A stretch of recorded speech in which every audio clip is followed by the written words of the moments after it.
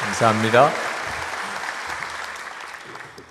저희 친구 목사님이 미국 유학을 오실 때 가족들이 다 약속을 했답니다. 안 아프기로 우리 절대 아프지 말자 그렇게 약속을 했대요.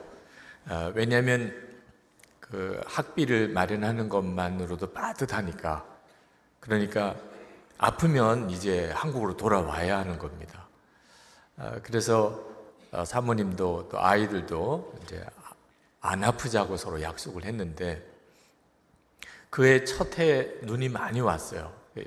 신학교 기숙사에 언덕이 이렇게 있는데 애들이 나가서 썰매를 이렇게 타다가 그 아들이, 목사님의 아들이 나무에 부딪혀서 정신을 잃어버렸습니다. 머리에는 피가 콸콸 나게 오고. 너무너무 다급해서 다들 비명을 지르고 목사님이 나와 보니까 뭐 상태가 심해요. 차도 없을 때인데 그 기숙사에 있는 어느 목사님 차를 운전해 주셔서 뒤에 이제 급하게 머리를 동여매고 그리고 기도하면서 이제 병원을 가는데 아이가 정신이 돌아왔어요. 차 안에서. 그런데 돌아와서 제일 첫 마디가 아빠 미안해. 이제 우리 한국 가야 되는 거지. 목사님이 너무 마음이 아프더래요. 지금 머리가 깨져서 피가 철철 흐르는데 내가 우리 아들에게 이렇게 돈 걱정을 하게 했구나. 내가 목사인데, 난 하나님을 믿는데, 하나님이 아버지신데, 나도 모르는 사이에 우리 아이들에게 돈 걱정을 이렇게 시키고 있었구나. 너무 회개했다고 편지에 썼더라고요. 저는 오늘 아주 간단한 주제지만 사실 다루기가 굉장히 어려운 주제를 여러분들과 나누려고 합니다. 우리가 정말 예수님을 믿고 하나님이 아버지가 되셨다고 믿는다면 먹고 사는 걱정은 안 해야 하는 거거든요. 그 예수 믿은 가장 큰 축복이에요. 예수를 믿었어요. 하나님 내 아버지가 되셨어요. 그러면 당연히 먹고 사는 걱정이 없어요. 이게 믿음이거든요. 여러분, 예수님을 믿으시고 이제 먹고 사는 걱정 없어졌죠? 만약에 아멘이 잘 안 되시는 분들은 오늘 아주 짧은 주일 예배 시간이긴 합니다만 여러분들이 하나님이 여러분에게 허락하신 말할 수 없는 놀라운 축복에 눈을 뜨시게 되기를 바랍니다. 진짜 예수 믿으셔야 돼요, 여러분. 이스라엘 백성들이 광야에서 40년 동안 헤매고 다녔는데 그 형편이 얼마나 어려웠겠어요.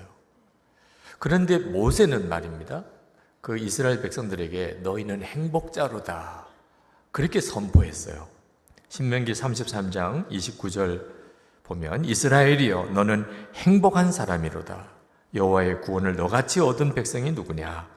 그는 너를 돕는 방패시요 내 영광의 칼이시로다. 내 대적이 내게 복종하리니 내가 그들의 높은 곳을 밟으리로다.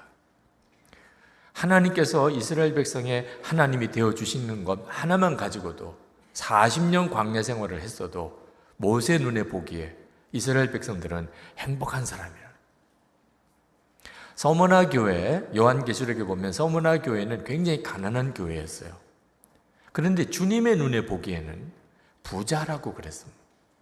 요한계시록 2장 9절에 내가 내 환난과 궁핍을 알거니와 실상은 내가 부유한 자니라. 이 다 예수님 때문이에요. 우리가 예수님을 영접해서 이제 예수님께서 정말 내 주님이 되셨기 때문에 우리의 삶은 예수님 영접하는 순간에 완전히 변화되었어요. 그 중에 하나가 부유해진 겁니다. 많은 그리스도인들이 자기가 부자인 줄 몰라요. 여러분, 하나님이 아버지 되셨습니까? 믿으십니까? 하나님 부자인가요? 가난하신가요? 부자시죠. 그럼 여러분 하나님의 자녀죠.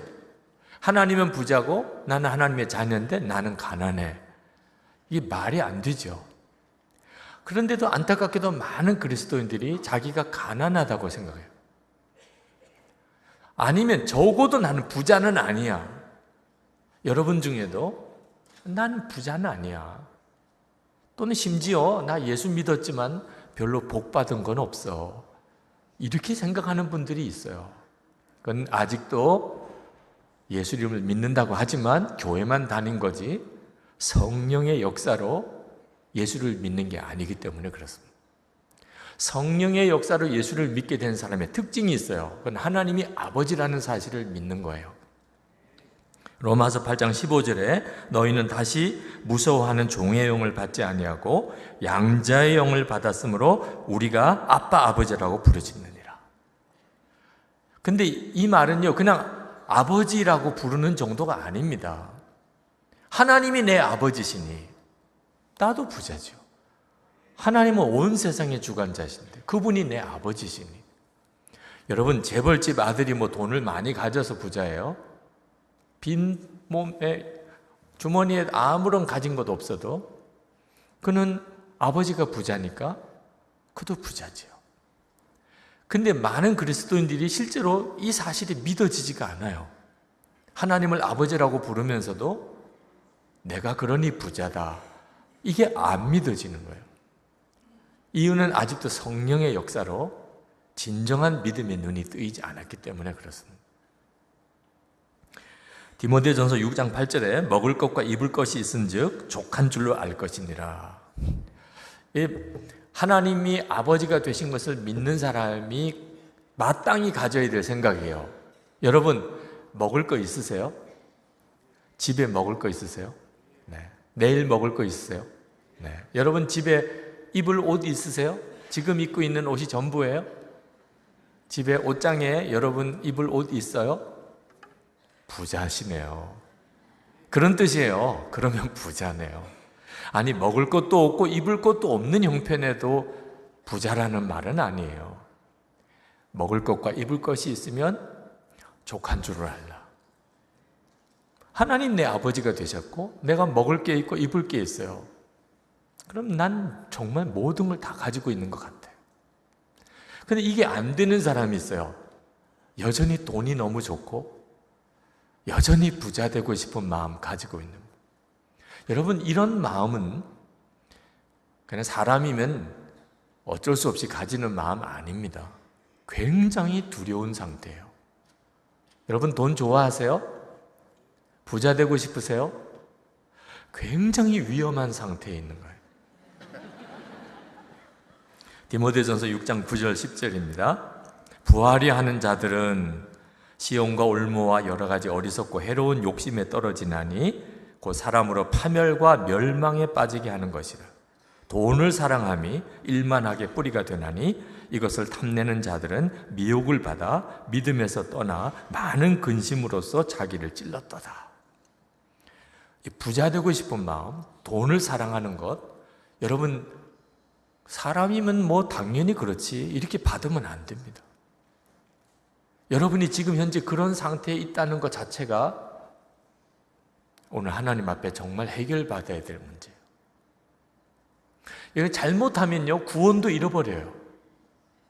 먹고 사는 염려 속에 산다는 것, 이거 구원 잃어버리는 조건이기도 해요.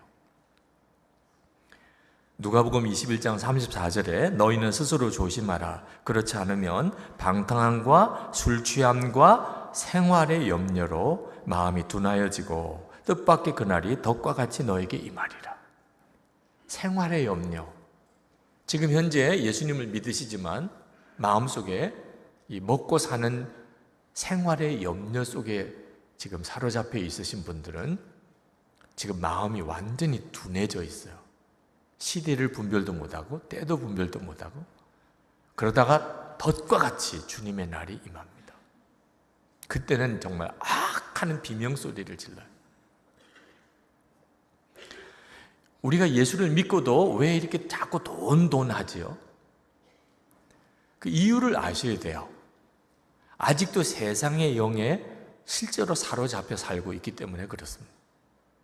우리가 예수를 믿으면 영이 바뀝니다.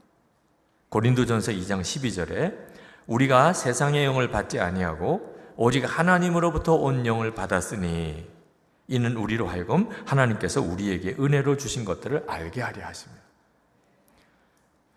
하나님께서 내게 주신 성령께서 내 안에 역사하시면, 그러면 내가 얼마나 부자인지, 얼마나 내가 부유한 자인지 알게 돼요. 하나님이 내게 주시는 은혜를 알게 되니까. 그런데 실제로 예수를 믿는다고 하면서도요, 전혀 이 점을 모르는 사람들이 있어요. 여전히 그는 세상의 영에 사로잡혀 있는 거예요. 이 세상의 영은 쉽게 표현하자면 거지의 영이에요. 거지의 영은 어떤 영이죠? 가져도 만족이 안 돼요. 여러분, 돈이 아주 많은 부자에게 당신 만족하십니까? 라고 물으면 예, 저 만족합니다 라고 대답할까요? 조금만 더 있으면 좋겠어요. 수십억을 가지고, 수백억을 가지고 있는 사람도 똑같아요. 제가 가만히 돈 많은 부자들을 가만히 보니까 끊임없이 돈을 더 가지려고 해요. 여러분, 이게 저주예요, 저주. 밥을 먹었는데 여전히 배가 고파요. 먹었는데 또 배가 고파요. 이건 저주지요. 어느 정도 먹으면 배가 불러야 정상이잖아요. 근데 돈은요, 가져도 부족해요. 왜? 그 속에 거지의 영이 들었게 돼요. 겉으로는 부자인데 영은 거지인 사람들이 세상에 널려 있어요. 거기서 우리가 구원받은 거라고요. 우리가 세상의 영을 받지 아니하고 하나님께로 온 영을 받았으니 하나님이 우리에게 은혜로 주신 것을 알게 하려 하시면. 제가 어릴 때 참 그때 생각하면 먹고 사는 게 별로 없었어요. 그래서 참 가난하게 살았는데 사남매였습니다. 아들 셋에 딸 하나, 사남매. 근데 이 따금 1년에 그저 연례 행사처럼 아버님이 통닭을 사가지고 오실 때가 있어요. 어디 멀리 나가셨다가 오실 때. 요즘 같으면은 한 사람이 한 마리씩 먹어요. 한국 가면 삼계탕, 저 지금도 신기해요. 어떻게 한 사람이 한 마리를 다 먹죠? 그때는 6 식구가 통닭 하나를 먹었어요. 남자 형제 셋, 그리고 여동생 하나, 아버님, 어머님 이렇게 앉아서 통닭 하나를 열어놓고 이제 먹는데 저희들은 정신없이 먹는 거죠. 먹다가 보면 아버님, 어머님은 뒤로 나가 계세요. 닭고기를 안 좋아하시나? 그러다가 어머님이 한 말씀 하세요. 천천히 좀 먹어라. 뱃속에 거지가 들었냐? 기분이 살짝 나빠지더라. 아니, 무슨 말씀을 하셔도 그렇게 하셔요? 근데 우리가 먹는 모습을 보고 무서우셨던 것 같아요. 근데 실제로 뱃속에 거지가 들어있는 사람들이 있어요. 정말 무서워요. 서울의 어느 강남의 부자 동네에 장애인 학교가 서게 됐습니다. 근데 그 주민들이 프랜카드 들고 데모를 하는데 그쪽 사람들은 데모 싫어하는 사람들이에요. 그런데도 프랜카드를 들었어요. 결사 반대요. 그것도 결사 반대. 장애인 학교 세워지는 거 결사 반대. 굉장히 부자들이에요. 집 하나가 몇십억씩 되는. 이 사람들이 왜 그렇게 결사 반대해요? 땅값 떨어진다고, 집값 떨어진다고. 떨어져도 부자예요. 집값 떨어져도 우리나라에서 최고 비싼 집들이에요. 그런데 집값 떨어지는 게 걱정이 돼서 결사 반대 프랜카드를 들고 데모를 하네요. 속에는 거지가 들어있는 거예요. 이게 끔찍하잖아요. 여러분, 여러분의 속에 무엇이 들어있는지를 여러분 스스로가 심각하게 돌아봐야 돼요. 잠언 11장 25절에 구제를 좋아하는 자는 풍족하여질 것이요 남을 윤택하게 하는 자는 자기도 윤택하여지리라. 여러분, 구제 좋아하세요? 우리 큰빛교회는 정말 선교도 열심히 하고 구제도 많이 하는 교회라고 제가 알고 있습니다. 그런데 한번 물어보고 싶어요. 우리 장로님들 또 교우들 다 구제하는 일이 좋으세요? 다 구제하셨을 거예요. 구제 헌금도 많이 하셨을 거고. 그런데 그게 좋은가 하는 것은 다른 문제예요.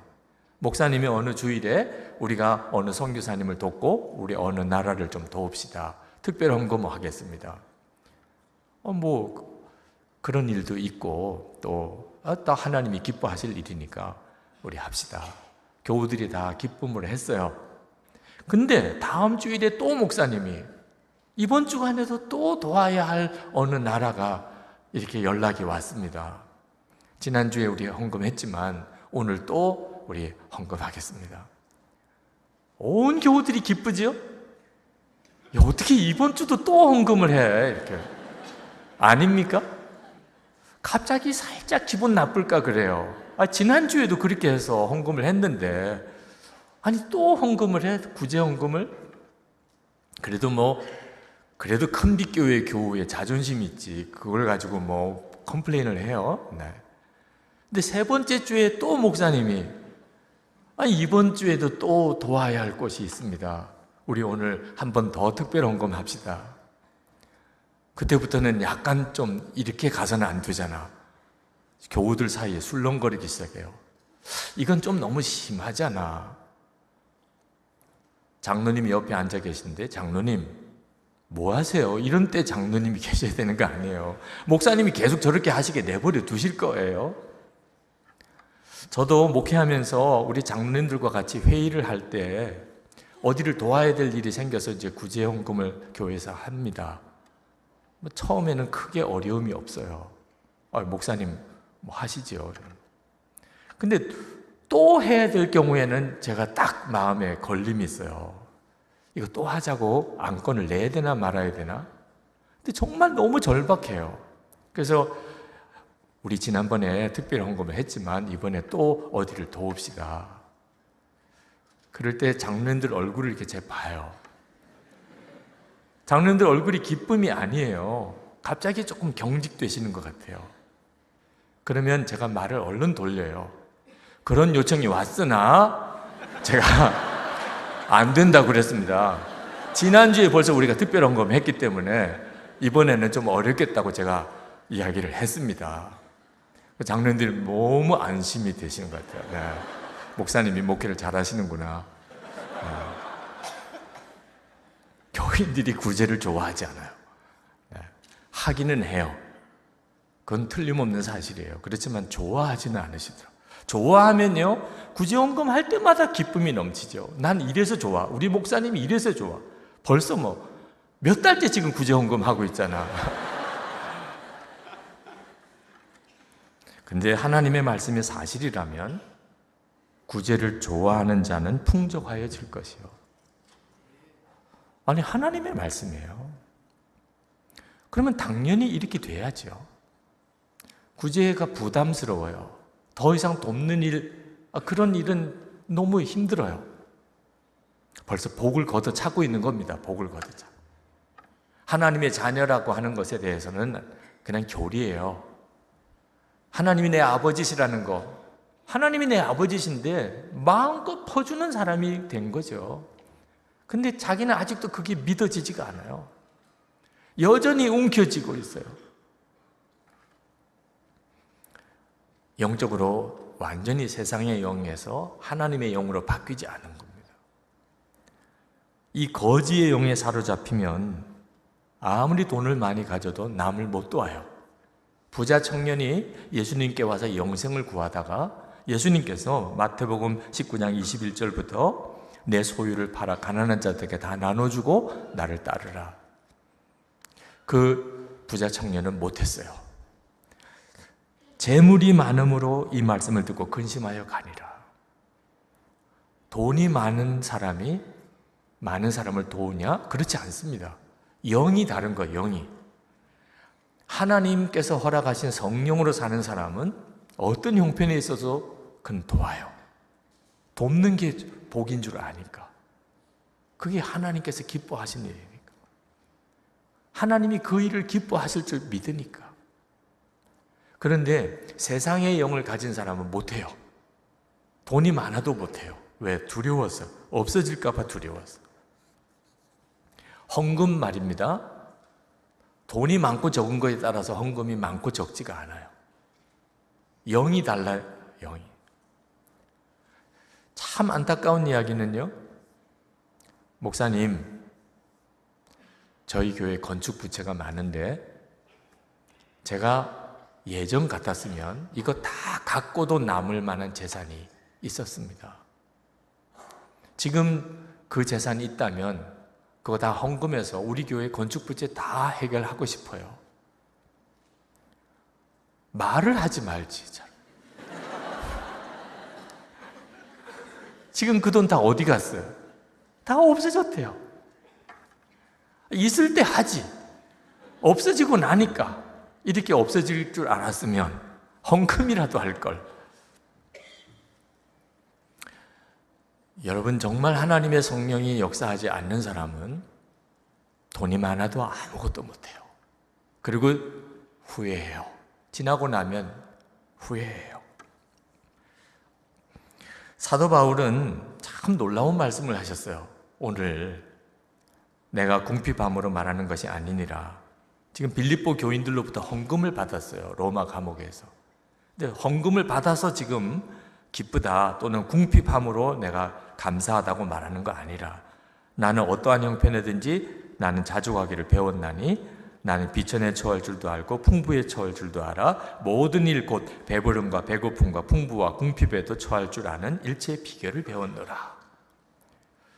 여러분, 이거 기가 막힌 말씀이에요. 가난하게 사는 법도 배웠고 부자로 사는 법도 배웠다는 뜻이에요. 여러분 가난하게 사는 법 배우셨어요?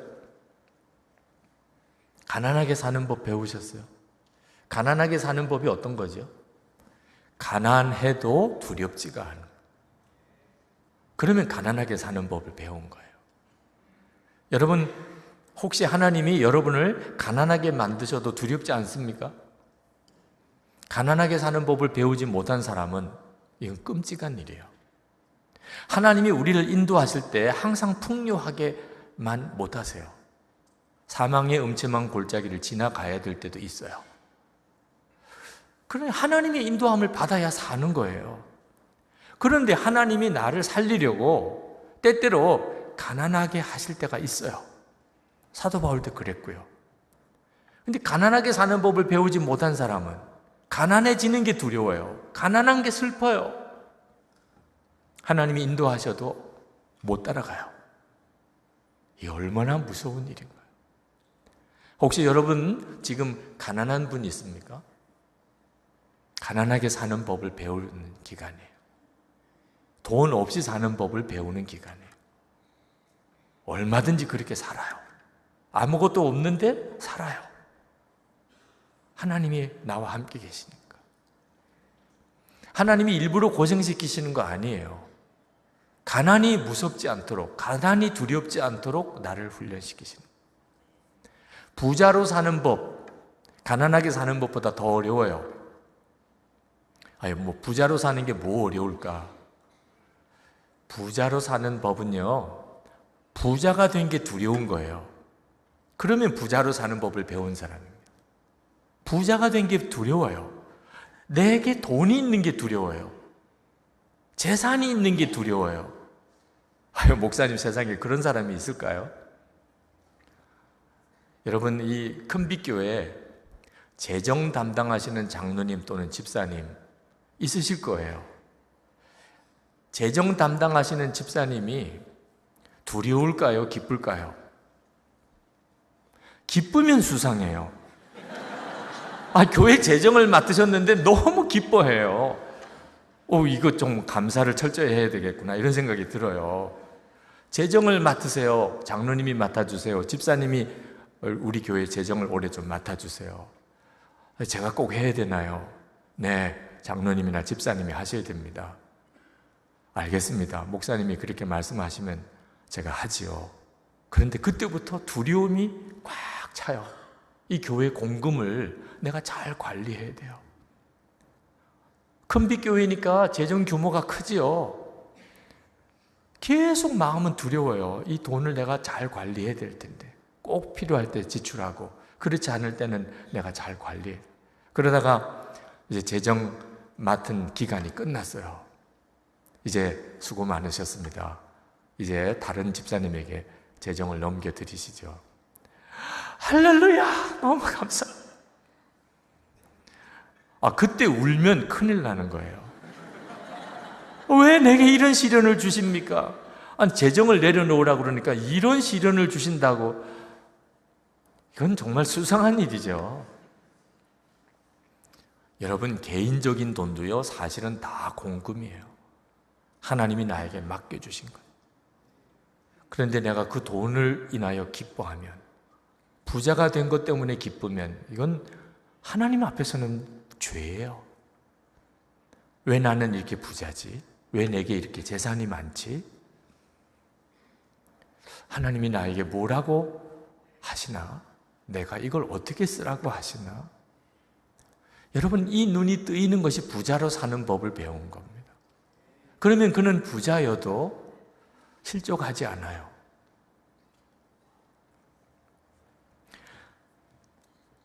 교인들이 여전히 예수를 믿고도 돈 하는 것은 율법적인 율법주의자가 됐다는 뜻입니다. 여러분 중에 지금도 자꾸 돈 하는 마음이 있는 사람은 여러분이 지금 신앙생활이 율법주의 신앙에 빠진 거예요. 예수님이 말씀하셨어요. 누가복음 16장 14절에 바리새인들은 돈을 좋아하는 자들이라.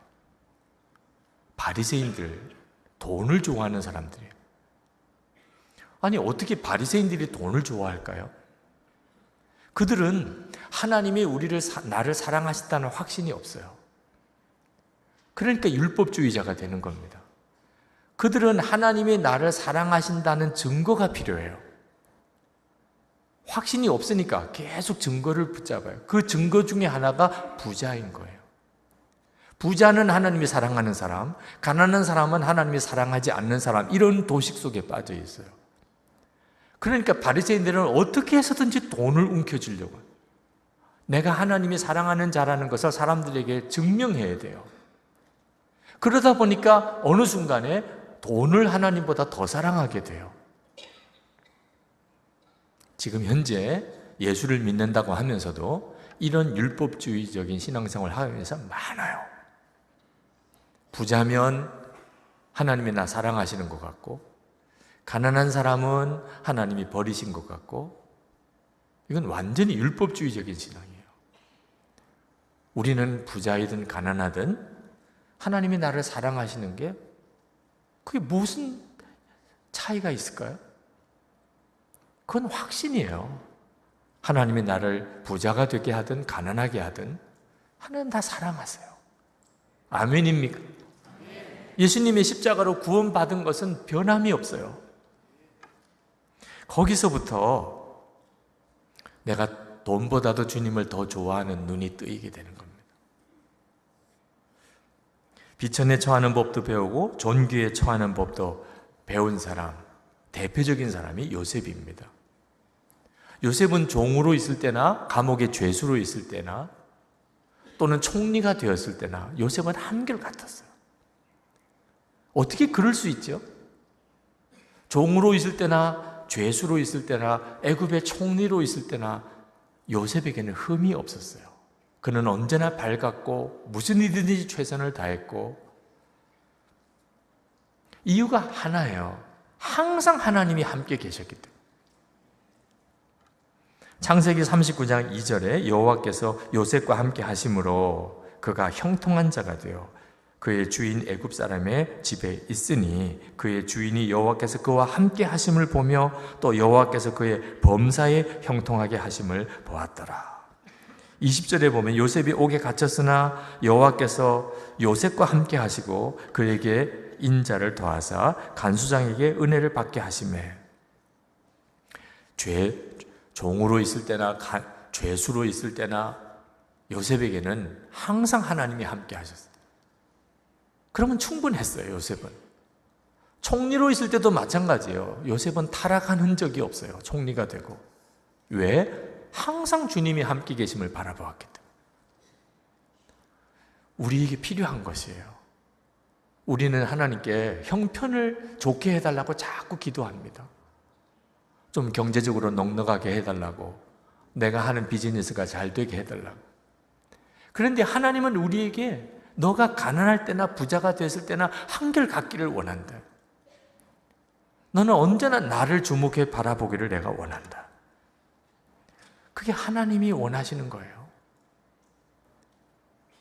요셉이 비천에 처할 줄도 알고 부유함에 처할 줄 알았던 능력이 항상 하나님과 함께 하심에 있었어요. 이건 그리스도인은 우리들도 똑같아요. 예수님은 이미 우리 안에 계세요. 그래서 13절 말씀에 내게 능력 주시는 자 안에서 내가 모든 것을 할 수 있느니라. 여러분, 능력 주시는 자 안에 있는 사람, 이게 열쇠예요.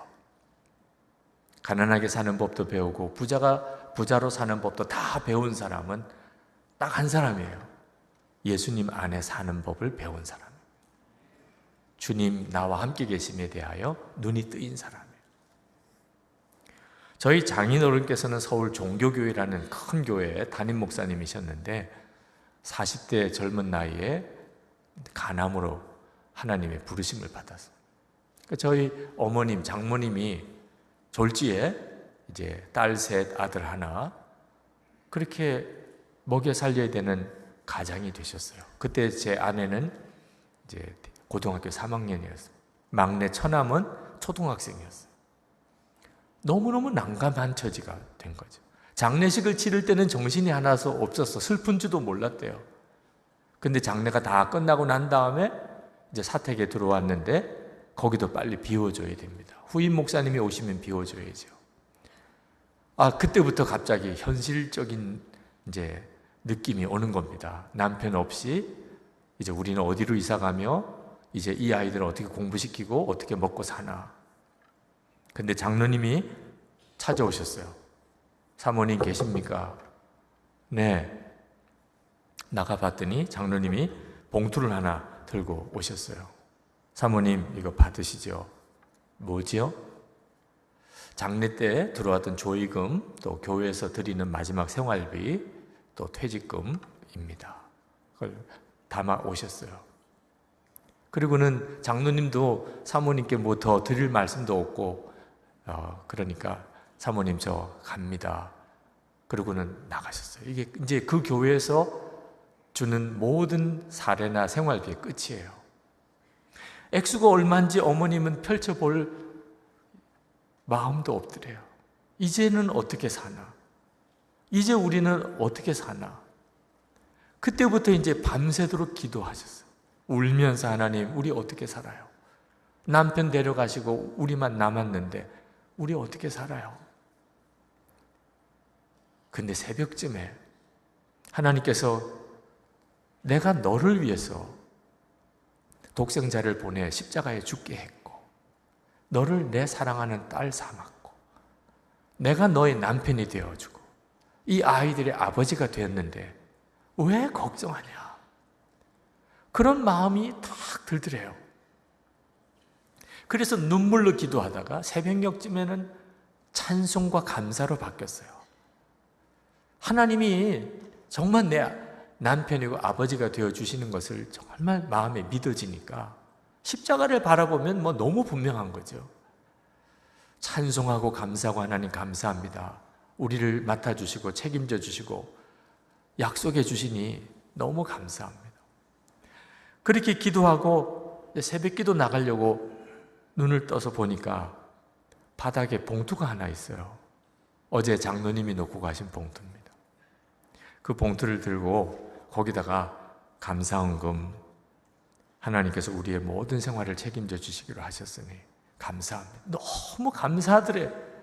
그래서 뭐든지 감사헌금 드리고 싶은 마음이 들어서 그걸 가지고 그냥 통째로 감사헌금을 다 드렸어요.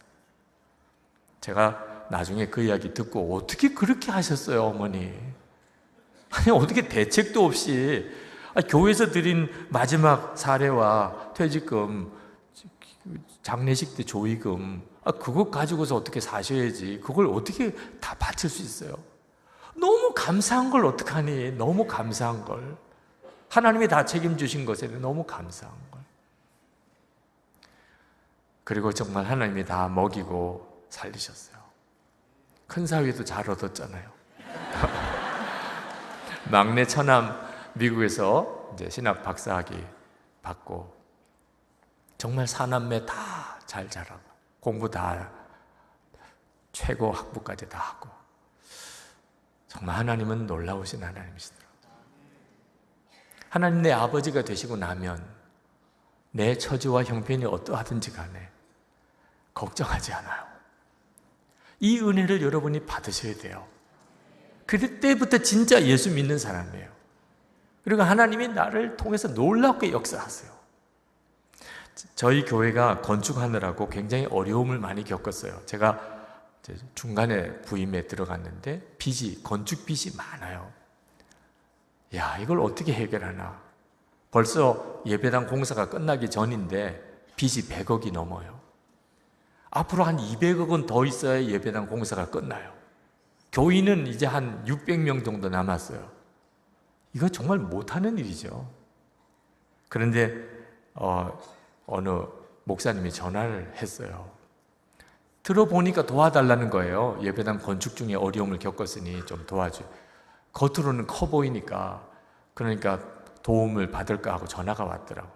제가 더 들어볼 필요가 없어요. 제가 그 목사님의 말을 중간에 끊었어요. 목사님 도와달라시는 거죠?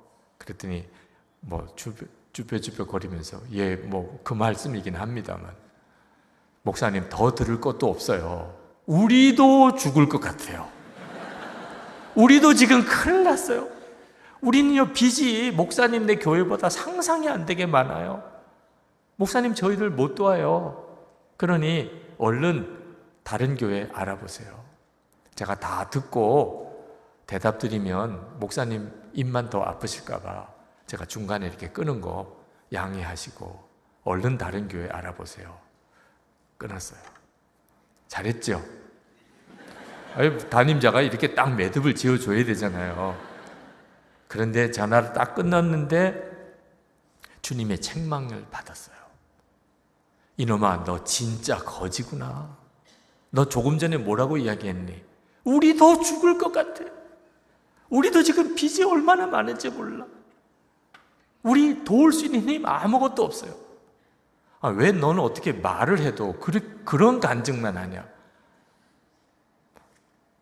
생각해 보니까 깜짝 놀라겠어요. 제 속에 완전히 거지가 들어앉아요.